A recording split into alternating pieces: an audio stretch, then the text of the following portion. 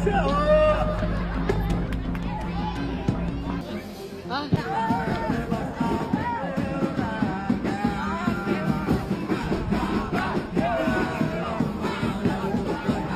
dia apa. Banyak gila. So nak cari SLR, tapi SLR tu kita beli dekat kedai lain. So kita nak tengok je apa yang ada jual kat sini. Kita tengah tunggu otak crispy.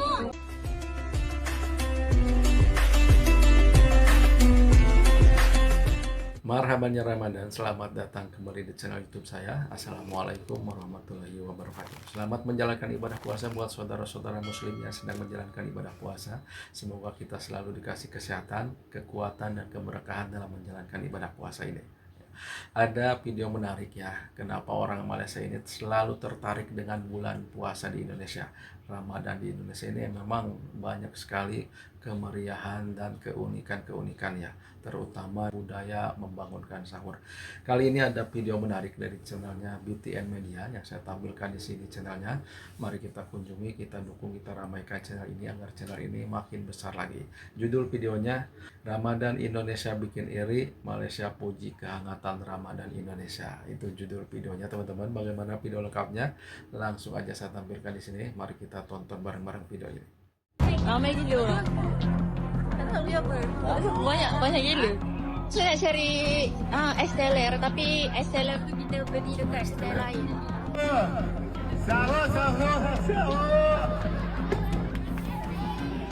Kalau korang perasan, geng Bangla ni dia selalu datang dalam 30 minit awal dan dia terus penuhkan tempat duduk dan ambil makanan siap-siap. BTN Media.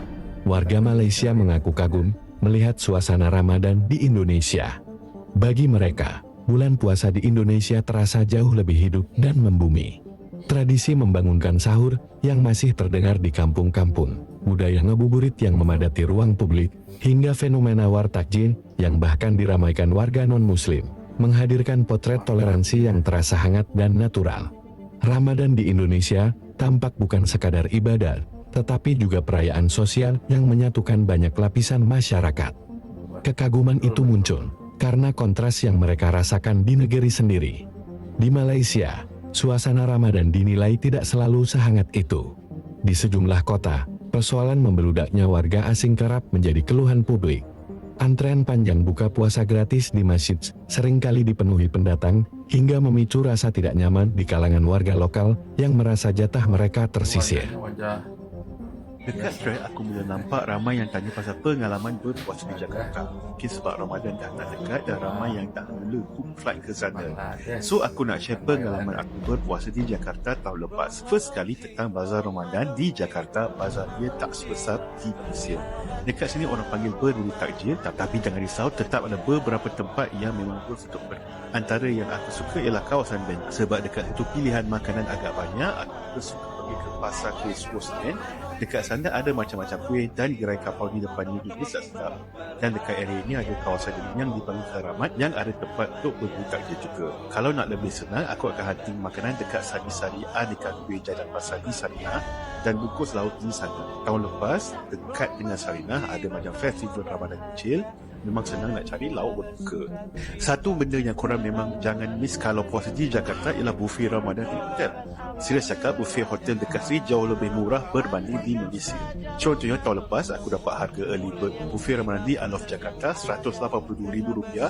Kalau convert dengan exchange rate masa itu masih lagi dalam RM60 untuk hotel 4 bintang. Sepanjang aku dekat sana, aku sempat cuba 2 ke 3 buffet hotel yang harganya lebih kurang sama, malah ada yang murah. Antaranya buffet di misalnya tempat aku dan juga Orient Hotel, buffet konsep Japanese. Untuk sahur mula tak perlu risau sebab ada projek, cuma kena order awal sedikit dalam 1 jam ke 1 jam setengah sebelum imsak, bergantung kedai itu ramai atau tidak. Alternatif lain, korang boleh stay dekat area yang banyak kedai buka macam sekitar Ibn Senen dekat Negeri atau di kawasan Sabah. Dan satu kedai yang wajib korang ingat nama dia, Hawk Band. Ini memang savior sahur aku, kedai bento, lauk high protein, nasi ala jemput, dan yang paling penting, makan pukul 4 pagi pun masih ada selera. Untuk terawih, ada beberapa masjid yang best dekat Jakarta. Of course, jangan lepaskan peluang untuk tarawih di Masjid Istiqlal. Suasana dia lain macam, ada ceramah tarawih setiap malam dan dekat kawasan luar masjid pula ada jualan untuk murid. Selain itu, aku juga suka Masjid Sungai Kelapa, tak tahu kenapa, tapi aku rasa masjid ni tak terlalu ramai, tenang dan just nice. Ada juga Masjid Kut Mikia yang memang antara masjid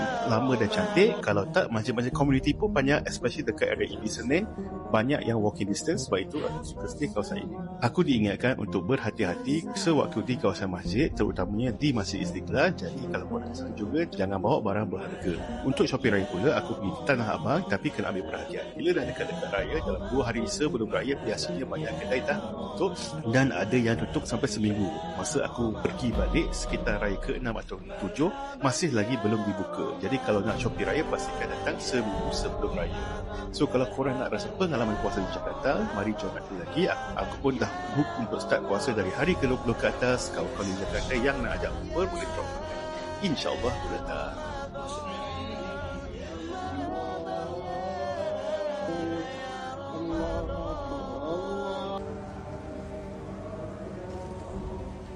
Tuan-tuan, dalam jam hampir 12 malam di Pekanbaru ni, kita dapati Quran masih lagi berkumandang di surau-surau dan di masjid-masjid. Tadarus bacaan. Kalau tempat kita kan, ramai je yang nak hantar surat layang.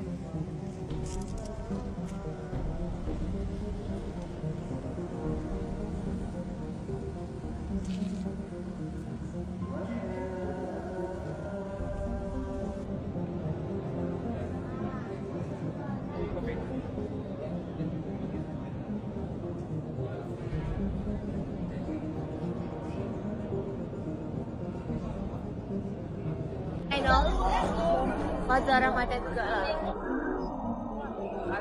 Ramai gila orang. Tak tahu dia apa. Banyak gila. So nak cari SLR, tapi SLR tu kita beli dekat kedai lain. So kita nak tengok je apa ada jual kat sini. Kita tengah tunggu otak crispy. Panas? RM5,000 Kak.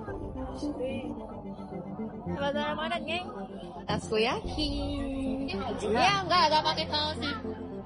Ya masih lama ya. Itu ngaci digulung. Right. Wait lah, buat video macam ni. Yang ini kan suruh. Macam nak tunjuk akan interview. Wait ni. Dah, tadi kan dah bagi. Dah letak bahasa.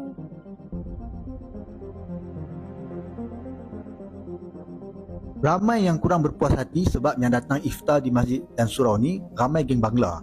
Sebagai seorang yang memang berbuka di masjid, saya memang nampak perkara ni berlaku. Pertama, kita tak boleh halau sesiapa dalam kalangan umat Islam yang nak berbuka di masjid dan surau. Kedua, kalau korang perasan, geng Bangla ni dia selalu datang dalam 30 minit awal dan dia terus penuhkan tempat duduk dan ambil makanan siap-siap. Jadi, nak tak nak, anda juga kenalah datang 30 minit lebih awal atau lagi awal lagi bagus. Kemudian, geng Bangla ni dia akan bagi tahu pada kawan-kawan dia yang lain untuk datang juga berbuka di masjid dan surau. Sebab itulah kita tengok setiap hari mesti meningkat jumlah kedatangan geng Bangla ni berbuka puasa kan. Jadi, kita pun kenalah buat benda yang sama. Datang awal dan ajak lebih ramai kawan-kawan kita datang juga berbuka di masjid dan surau. Itu yang terbaik. Dan ini sahaja jalan keluar sebab kita tak boleh halau sesiapa pun datang berbuka. Melainkan masjid dan surau tu dia nak buat secara tertutup dan untuk khadiah dia saja. Itu lain cerita lah. Tapi selagi mana pintu masjid dan surau terbuka, selagi itulah orang akan datang masuk dan kita tak boleh halau dan kita tak boleh nak kata apa.